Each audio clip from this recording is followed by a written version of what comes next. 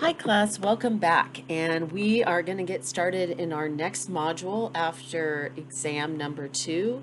And we're going to begin by talking about the California Gold Rush. And we've already been talking about it a little bit. I mean, we've talked about it within the context of Native American populations. We've talked about it within the context of the California population and the fact that it started during the Mexican period of California history, right at that cusp when California was becoming part of the United States as the result of the Mexican-American War.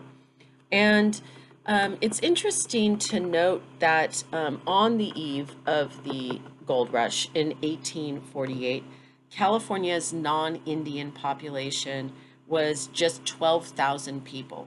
12,000 people.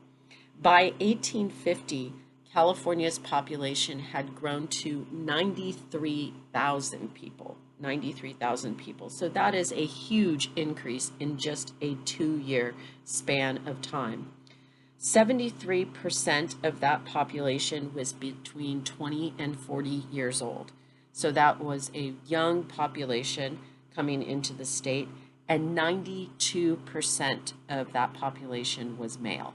So it was very much disproportionately a male population. San Francisco was the major hub where things were going to transform very quickly. And in San Francisco in 1860, the population was 57,000, and in 10 years, the population had nearly doubled at 150,000.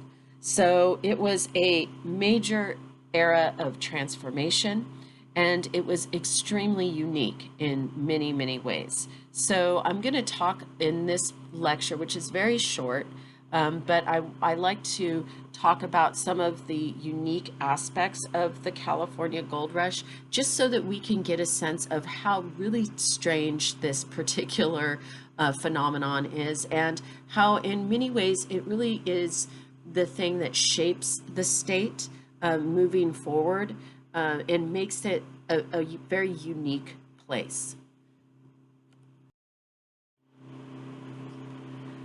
So the first thing we're going to look at here is a map, and for those of you that know me, you know I like maps, and you will see here the locations of the California gold mines. So as you can see, there are quite a few of them, 13,500 historic California gold mines. If you look right here, this is the location of the discovery by John Marshall of gold. So that's where it takes place. And then you can see that there's this huge cluster of gold mines in this area. This is the Sierra Nevada. But there are also some other locations down here in the south, not nearly as many, but of course Joshua Tree was a hot spot as well, and some of these other areas. These southern mines, you didn't get nearly as much competition. These southern mines were oftentimes mined by Native American miners, sometimes Mexican miners coming up from Mexico, sometimes California miners. That's not to say that there were no Anglo miners down here. It's just that the majority of the Anglo miners would have been found in these northern regions. And the reason for that is, well, here's Sacramento right here, right? And then you come over here, here's San Francisco. And so people would, sail to San Francisco, get off of the boat. I already talked about how many of them would abandon their vessels there. And then you would be able to take these rivers up to Sacramento. And from there, you could, that you would take these river ferries up to Sacramento, and then from there, you would take a horse or a wagon or whatever out here to the gold fields. So down here is sort of the southern part of the Sierra gold mining country. That's in Mariposa.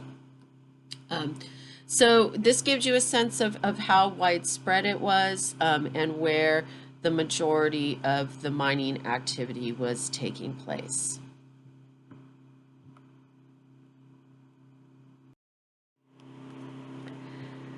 So California had millions, what would be today billions of dollars in gold that came out of it in just a very short period of time.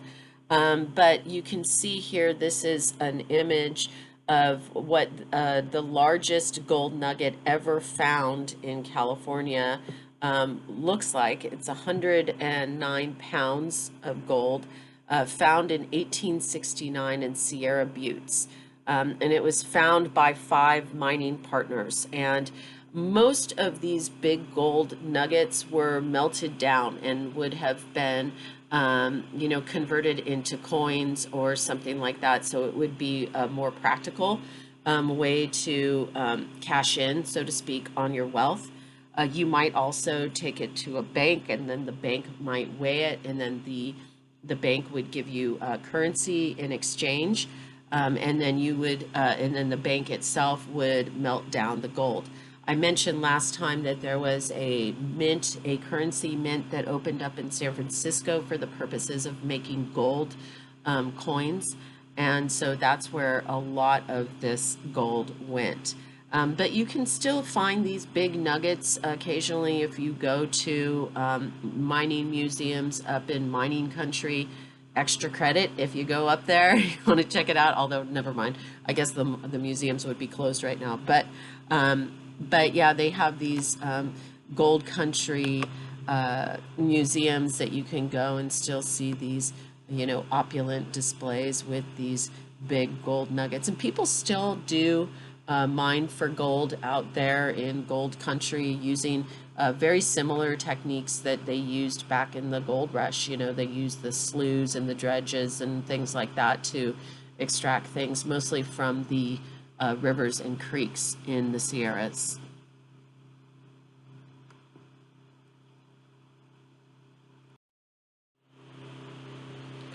So the other thing to understand about Gold Rush, California, is that things were extremely expensive. I mean, you really had to be a successful either merchant or miner or entertainer or something in order to be able to pay these types of prices.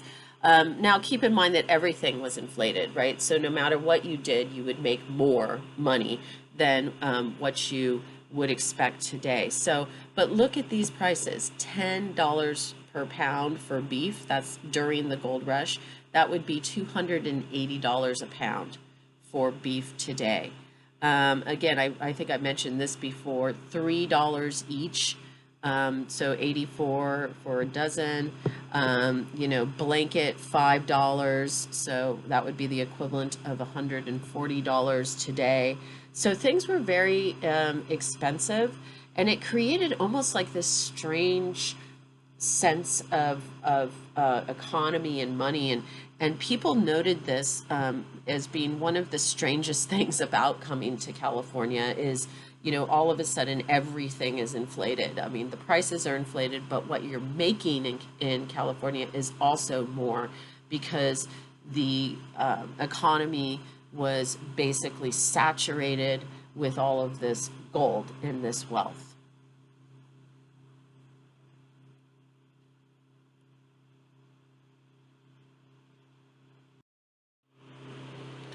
Okay, and this is I think, one of the most interesting aspects of California history, and that's the impact that the California Gold Rush in this era had on women. Women in the California Gold Rush had really interesting roles, and there was different types of roles depending upon who you were, and some of it had to do with race and class, but not necessarily. So there were a lot of exceptions to that, and that's, I think, what makes it so interesting. One thing we can say for certainty is that women in Gold Rush, California had opportunities that women did not have elsewhere. And in some cases, the gender imbalance allowed for opportunities to open up for women to get extremely rich. That was not true for all women. Some women, such as Lola Montez and Juanita, Lola Montez, who you see pictured there in this image, was a famous performer. And she, even though she was very powerful in her own right and she was able to make a lot of money, she was really shunned by some of the more proper society or whatever, because she would perform this famous spider dance where she would, and we don't have any images of it or pictures of it, but if you click on this link right here, you can see a recreation of what the spider dance may have looked like at the time that it was performed by Lola. The recreation dance is done by performers in a gold town, and it's basically recreated through eyewitnesses' accounts of what Lola Montez's dance looked like. So even though Lola was able to make quite a bit of money as an entertainer, as I said, she was very much shunned by a lot of the more proper society, and in many ways demonized because of her ability to make money and live independently. Juanita, on the other hand, is a different story. Juanita's story is much sadder and more tragic. So Juanita was living in a gold rush town, and she was recovering, I guess, from a 4th of July party, and she was with her husband, and a man sort of busts into her living quarters and is, I think, intoxicated, and he demands money from her, accusing her basically of being a prostitute. And she's so, like, offended by this that she kills the man. But I mean, he had busted into her house and he was being very aggressive. And so she's tried and she's hung for this crime. And it shows a lot of different things, but it shows like sort of this lawlessness that existed. That the fact that women, in many cases, Juanita being a woman of Mexican descent, she was probably discriminated against from the very beginning. The man that she had killed was an Anglo miner, so that made things more complicated. So even though, like I said, the gold rush did offer opportunities for some women, for others, it could be very tricky. Because you did have to live in a very harsh male-dominated environment. And if you stood up for yourself, depending upon who you were, you could be severely punished for doing so. And then moving on to talk about two of the gold rush's really interesting success stories when it comes to women. A woman by the name of Ah Toy, who was a prostitute, Chinese prostitute, living in San Francisco, who became the madam of a brothel and became extremely rich, basically by servicing, or running her brothel in San Francisco. And I'm going to post actually an article about Ah Toy and sort of her remarkable journey. And it's especially remarkable because she was Chinese, and Chinese faced so much discrimination during this time period, and she was able to really hold her own.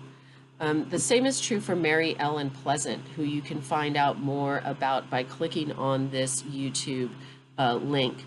Mary Ellen Pleasant was an African-American woman who traveled to San Francisco. She helped slaves on the Underground Railroad. She worked at a boarding house. She owned a boarding house. She owned a restaurant, all very successful businesses. And she ends up becoming very rich as a result of her business endeavors here in San Francisco. And for an African American woman or a Chinese woman to experience these types of economic opportunities, it was almost unheard of, completely unusual for the rest of the country outside of these mining regions. So the gold rush and women are a really interesting story. And again, if you are interested in this moving forward and you want to write your paper, for example, on these stories, I think that this would make a great research topic. So again, look for the article that I will be posting on Toy, so that you can get a sense of who this woman was. And if you have any questions about this material, feel free to drop in at Zoom office hours, or you can always send me an email or post on the discussion board on Canvas. Thanks. Have a good day.